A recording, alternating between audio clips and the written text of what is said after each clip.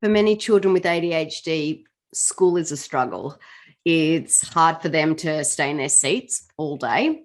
It's hard for them to make friends because they are often delayed in their social skills. And it's really hard for them to follow instructions all day long. The typical school setting, it's just not ideal for kids with ADHD, plain and simple. My son has ADHD, and for years, school was a problem. I dreaded August because with it came new back to school fears.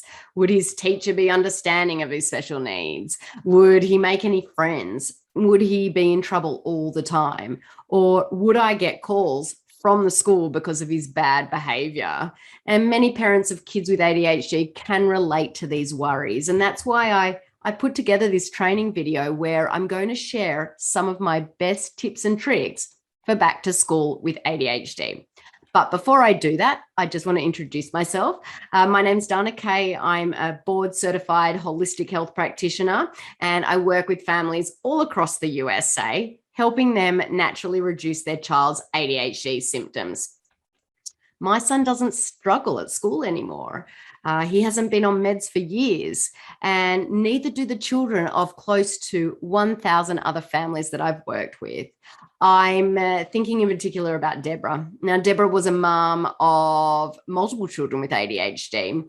And before joining my program, her son had over 36 school suspensions in 1 year. And recently, Deborah contacted me and told me not too long ago that her son hasn't been suspended at all since she worked with us to reduce the inflammation in his body and his brain.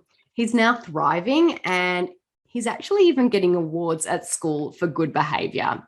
So stick with me for the next few minutes as I share some of my favorite tips and tricks to make back to school better for families of kids with ADHD. So tip number 1, talk to the teacher, the school counselor, and any other staff necessary at the beginning of the school year.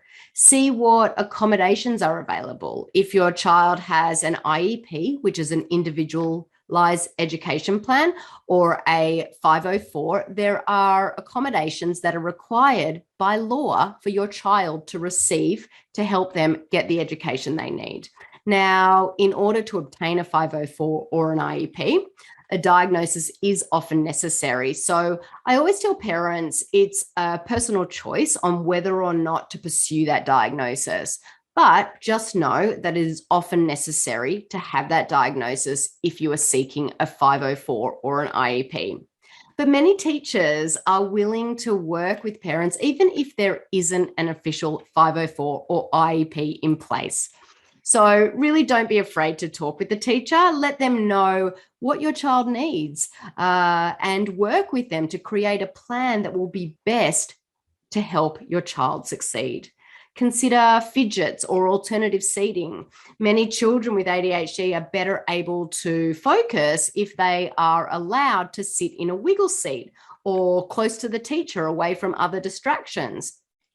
Fidget spinners and fidget toys can be very effective at helping children with ADHD.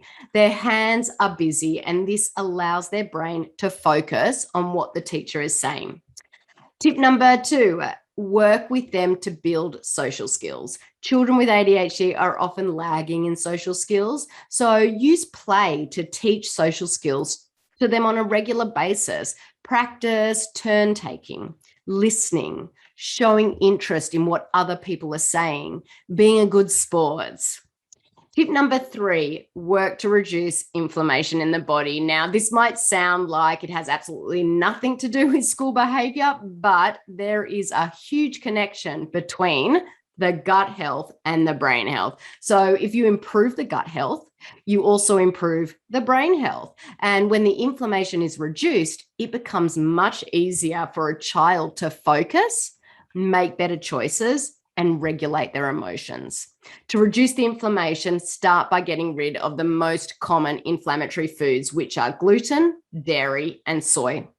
Replace these foods with whole micronutrient dense foods like whole fruits and veggies, grass-fed protein sources. Then over time, as the inflammatory foods stay out of the diet completely and these really great whole foods stay in the diet, most children see significant improvement in their behavior at school.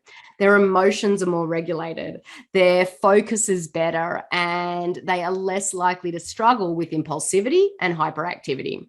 Now, I'd be happy to talk more about any of these strategies, so really don't hesitate to reach out with any questions. Give these tips a try and let me know how it goes.